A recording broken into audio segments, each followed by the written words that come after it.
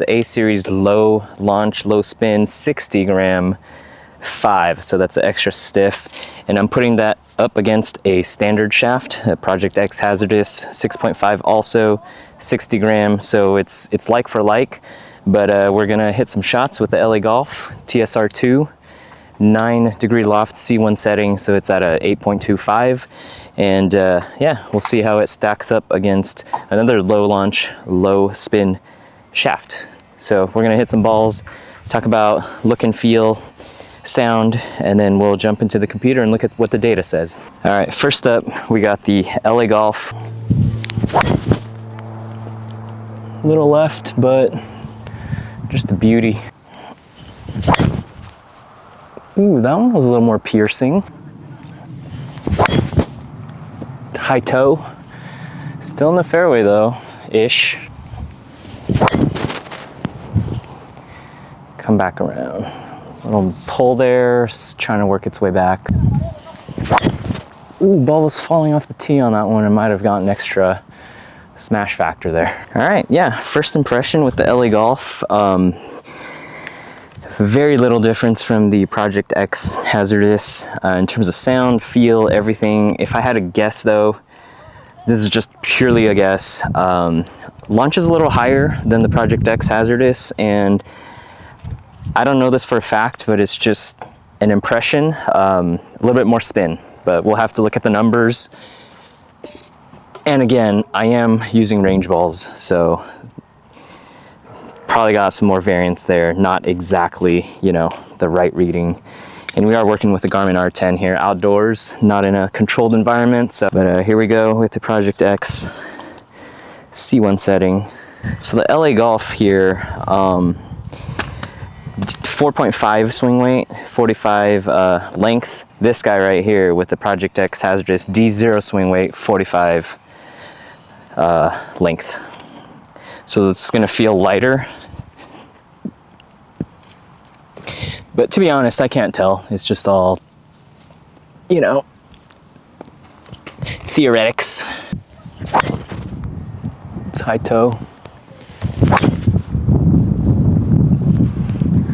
It's just so good. Shout out to my fitter at Putts Golf there. Just, I love that launch angle, whatever that is right there on shot number 29. That's the launch angle I want every time. Even if it didn't go farther, I just keep it lower to the ground. It feels a little bit more controllable. Keep it under the wind on windy days.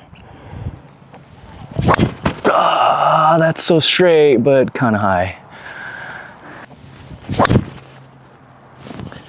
This power fade right there. Some of you might be wondering, if I'm hitting this so well, why look for a change? And the reason is quite superficial. It is that I think Acushnet, Titleist, great brand, great products, super consistent. I mean, #1 driver, played on the tour. I'm just getting a little bored, to be honest. You know, I love the matte look on the top, on the crown, and I want something that's really simple, nothing that says TSR2 or TSR even. You know, not that I'm thinking about that when I'm looking down at the club, but yeah, you know, trying out new ones that just have more simple look and not gloss on the top. Most of the days, on sunny days, I mean, most of the days here in the Northwest, it's cloudy, it's gray, it's muted, it's like a big soft box. You don't have glare, but it's nice to have on the sunny days like today, you know, not have the sun beam reflect there.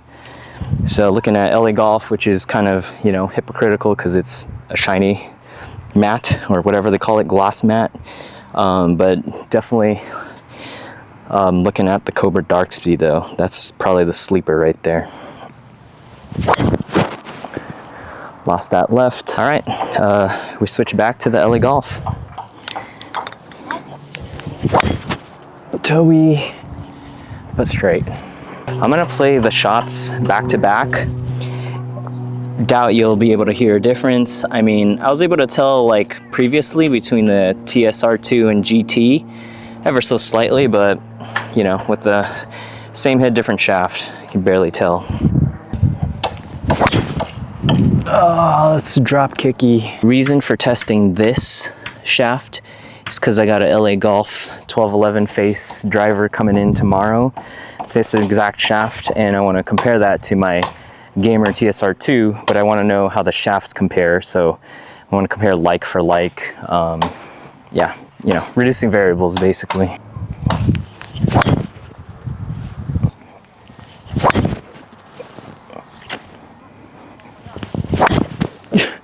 It's so bad. That's probably out of bounds actually on a... I'm gonna put that one on fatigue. I'm getting a little tired of swinging this thing. Oh, so good. That was the best feeling one of the day. We're gonna do the last round of the Project X. There's just nothing like having a big stick that you just know how it's gonna behave.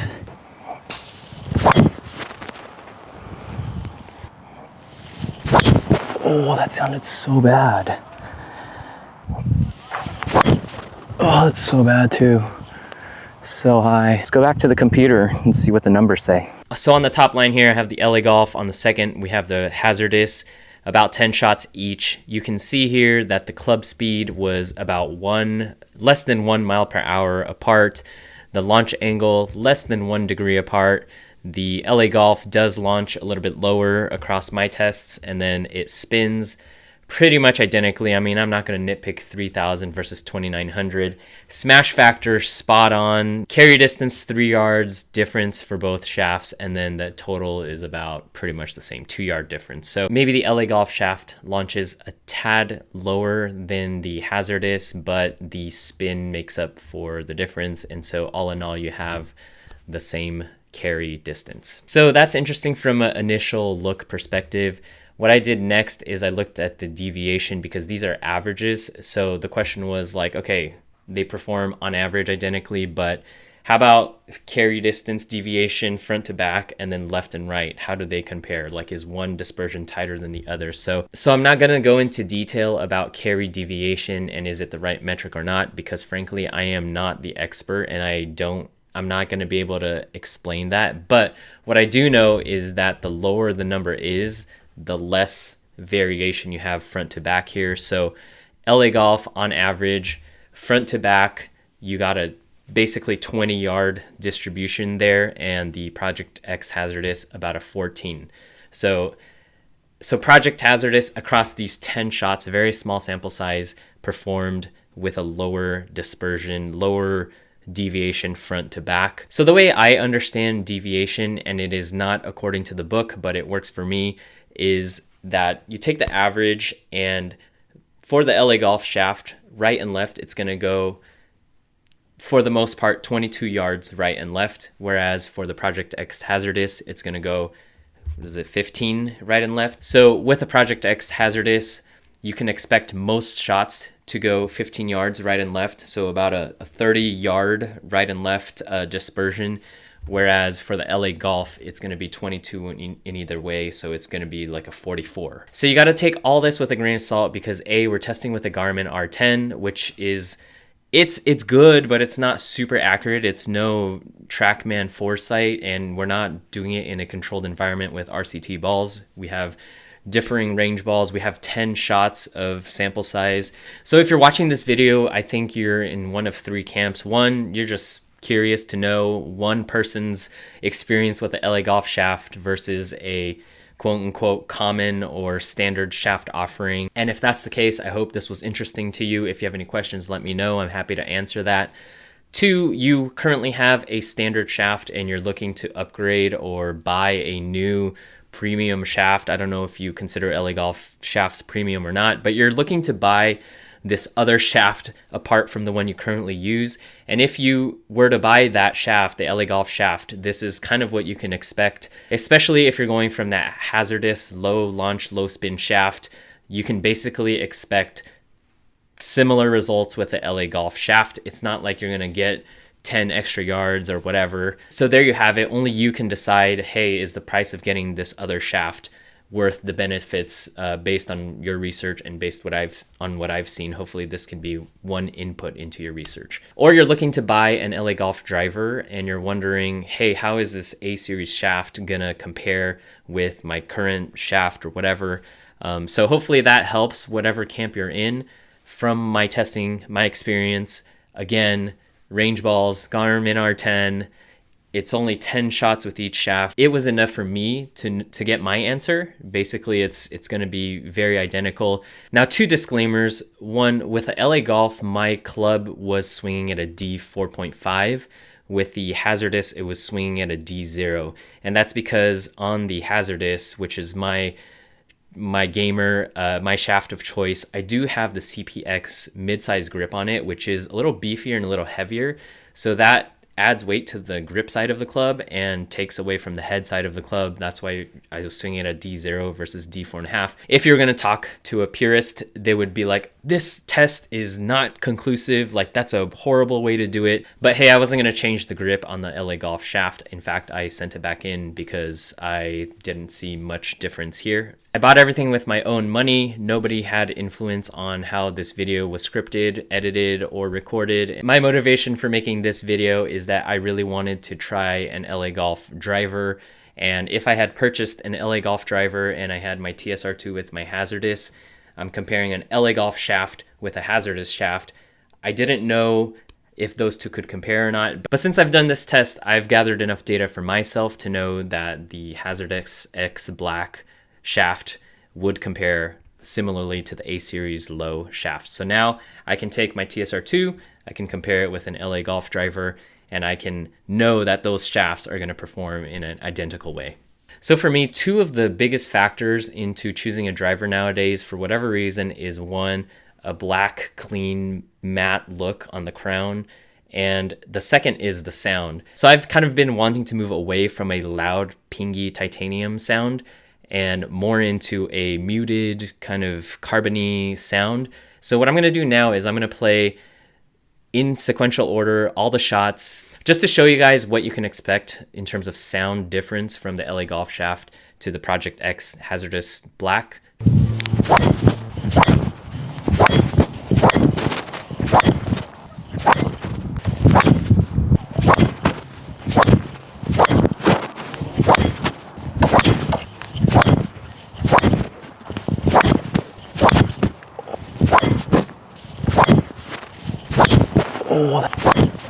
Could you tell any difference? For me, I could not tell a single bit of difference between the two. They sounded identically. So I hope this video has helped you make your decision on if a shaft is worth it for you. If you have any questions, feel free to drop it in the comment section down below.